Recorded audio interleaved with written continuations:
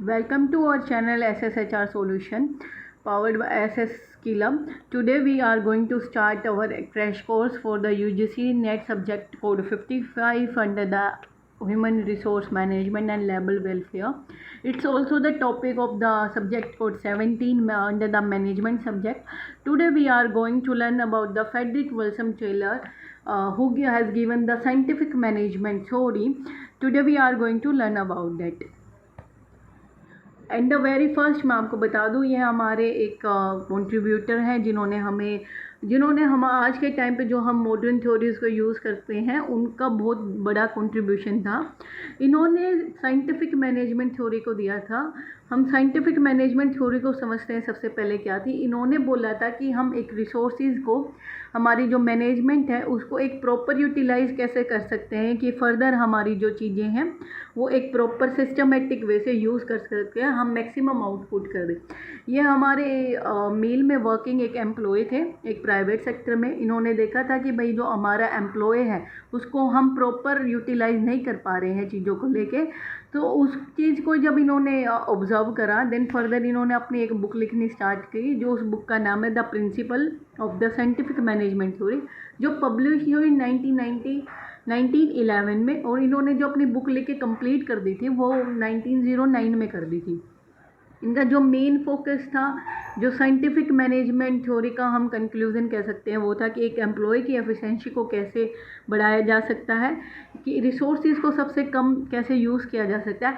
And further इन्होंने एक incentive plan use किया था वर्क स्पेस पे, जो था पीस रेट सिस्टम, जो हम फर्दर आने वाली स्लाइड में अभी पढ़ेंगे। इनका जो मेन प्रिंसिपल्स है साइंटिफिक मैनेजमेंट थ्योरी के, इन्होंने बोला था कि science not rule of thumb, कि हमारे जो रूल हैं वो ऐसे बिल्कुल फिक्स नहीं होने चाहिए। अगर हमें लगता है कि फर्दर हम किसी रूल को चेंज करके उसका बेनिफिट ले सकते हैं, तो हमें वो रूल अपनी नीड के अकॉर्डिंग, अपनी ज़रूरत के अकॉर्डिंग चेंज कर देने चाहिए। बिल्कुल स्ट्रिक्ट होकर उन रूल पे नहीं रहना चाहिए। हार्मनी नॉट डिस्कॉर्ड, कि एक एम्प्लॉय और एक एम्प्लॉयर के बीच में कोऑर्डिनेशन होना चाहिए, कि ये नहीं होना चाहिए कि भाई मैं किंग हूँ, आप लेबर हो, तो you need to be follow. एक एम्प्लॉयर को एक एम्प्लॉय के बारे में सोच के कि उसके बेनिफिट्स किस चीज़ में और कैसे वो एक बेनिफिट हमें दे सकता है, वो फर्दर उस चीज़ को देख के काम करना चाहिए। एंड देन फर्दर हम देख रहे हैं साइंटिफिक सिलेक्शन एंड ट्रेनिंग। इससे हम क्या है, जो भी आप वैकेंसीज किसी भी XYZ कंपनी में XYZ पोस्ट पे निकलती हैं, जो एम्प्लॉय हम वहाँ पे रिक्रूट करते हैं, वो हमारा जो एम्प्लॉय है वो एक प्रॉपर हमारी होना चाहिए कि हमारी जो रिक्वायर्ड स्किल सेट है, हमारी जॉब रिस्पॉन्सिबिलिटीज़ हैं, उनके अकॉर्डिंग सेट होता है या नहीं होता है। एंड जो हमारे रिक्रूटेड ऑलरेडी जो हमारे एम्प्लॉय है उसको हमें टाइमली ट्रेनिंग प्रोवाइड करनी चाहिए, ताकि जो हमारा एम्प्लॉय है वो अपडेटेड रहे जो भी हमारे चेंजेस इन द टेक्नोलॉजी में आ रहे हैं। डिवीज़न ऑफ द रिस्पॉन्सिबिलिटी से क्या कहना चाहते थे कि एक एम्प्लॉय पे 10 अलग अलग डिपार्टमेंट की रिस्पॉन्सिबिलिटी नहीं होनी चाहिए। एक एम्प्लॉय की हमारी स्पेसिफिक रिस्पॉन्सिबिलिटी होनी चाहिए, ताकि हम जो उसकी एफिशिएंसी, उसकी जो पावर है उसका हम प्रॉपर यूटिलाइज कर सकें, ताकि वो अपना मैक्सिमम आउटपुट हमें दे सके। एंड देन फर्दर ये जो इनका मेन जो रोल था, इन्होंने जो लॉन्च किया था वो डिफरेंशियल पीस रेट सिस्टम को लॉन्च किया था। ये एक वेज इंसेंटिव प्लान था। इन्होंने बोला था कि जैसे फॉर एग्जांपल हमने सैलरी फिक्स कर दी, हम कि 12,000 हम पे कर रहे हैं अपनी लेबर को, जो 400 हमारा पर डे का पड़ रहा है। एक एम्प्लॉई है हमारा जो बहुत अच्छा काम कर रहा है, और एक एम्प्लॉई है हमारा जो एवरेज काम कर रहा है।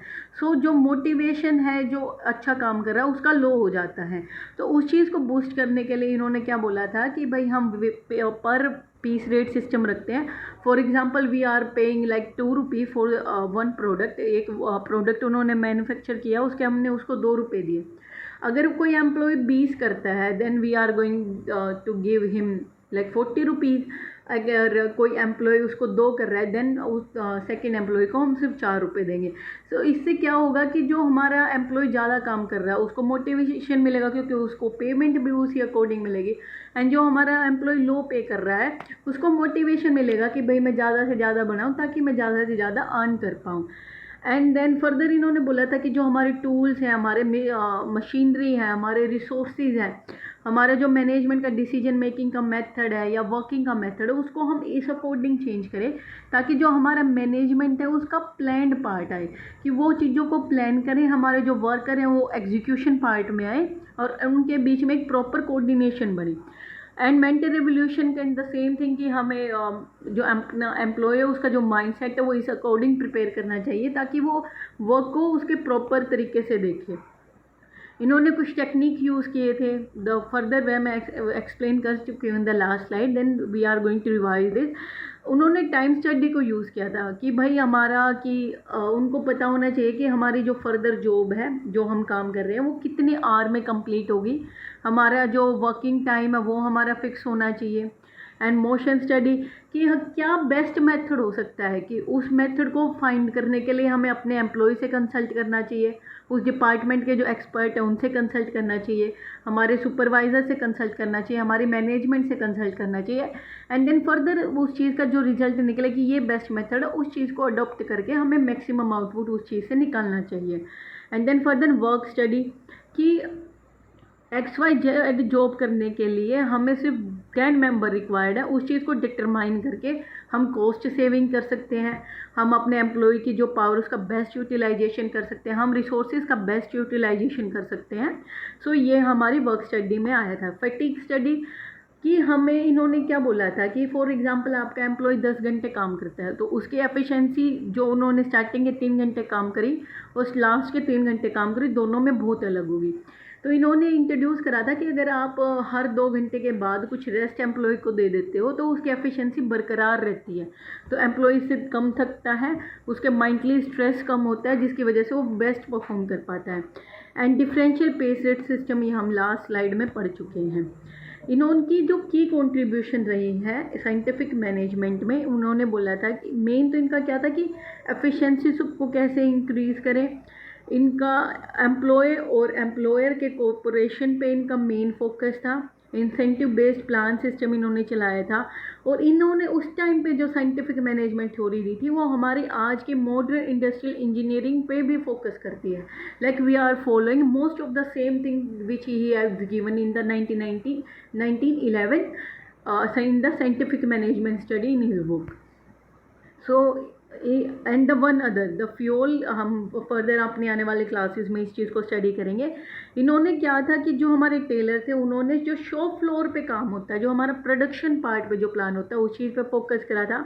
हमारे जो फ्यूल थे उन्होंने क्या किया था, हमारे जो टॉप लेवल जो हमारी मैनेजमेंट लेवल पे थी वहाँ पे उन्होंने रोल प्ले किया था। ये इनके बीच के डिफरेंसेस थे।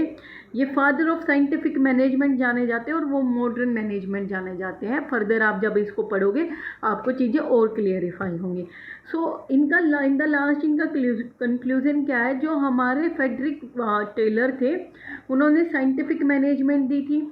इनकी एक बुक है जो इन्होंने 1911 में पब्लिश की थी, the principle of the scientific management. इनके जो आइडियाज़ थे उनको क्या था कि एम्प्लॉय और एम्प्लॉयर के बीच में कोऑर्डिनेशन कैसे हो, एक एम्प्लॉय का परफेक्ट यूटिलाइज कैसे किया जाए कि उसकी पूरी की पूरी एफिशिएंसी बाहर आ जाए। एंड फर्दर कि भाई हमारे जो मैनेजमेंट है वो अपना प्लान पार्ट कैसे करे, कि वो अपनी चीज़ों को प्लान करे, हमारे जो वर्कर है उसका वो एग्जीक्यूट करे। एंड जो पीस रेट सिस्टम इन्होंने इंट्रोड्यूस किया था वो एम्प्लॉय की परफॉर्मेंस को बूस्ट करने के लिए। फर्दर इनका जो ओवरऑल हम चीज़ देखें कि एक एम्प्लॉय की हम एफिशिएंसी को कैसे इंक्रीज़ कर सकते हैं, ये इन्होंने अपने साइंटिफिक मैनेजमेंट थ्योरी में बताया था। और इनका कहने का मतलब क्या था कि अगर आप कोई भी काम करते हो वो एक साइंटिफिक रूप से एक पैटर्न में होना चाहिए जो आपको ज़्यादा result they. So that's the end of our class today, and follow our channel and subscribe it for the upcoming so that you can get the notification for our upcoming classes. And we also are on the Instagram by the SS Skill Up name. And on Instagram हम ऐसे ही जो हमारे regular jobs के जो content हैं वो हम वहाँ पोस्ट करते हैं कि आपको एक अच्छी जॉब अचीव करने में हेल्प कर सकते हैं। तो follow us on also on Instagram. Thank you, bye bye. Soon we are going to meet in our next class.